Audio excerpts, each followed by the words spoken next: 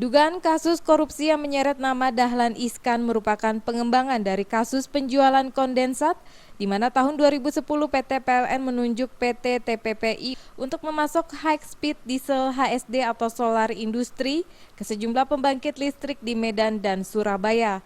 Jumlah total solar yang dipasok yakni sebanyak 1,25 juta kiloliter. Diduga kuat ada unsur tindak pidana korupsi dalam kerjasama tersebut. Menurut Kabareskrim Mabes Polri, Komjen Pol Budi Waseso, Dahlan diperiksa Senin pagi bukan terkait kasus cetak sawah fiktif, tetapi sebagai saksi dalam kasus high speed diesel.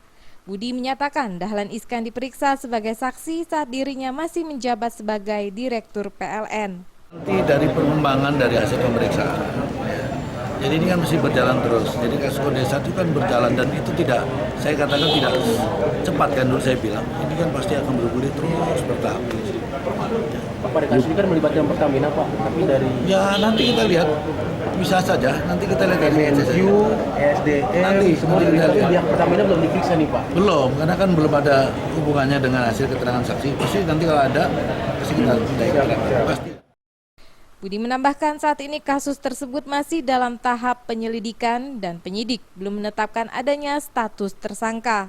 Selain diperiksa soal kebijakan, DI juga akan dikonfirmasi soal beberapa alat bukti yang sudah didapatkan penyidik. Dari Jakarta, Henry Fajaryadi melaporkan.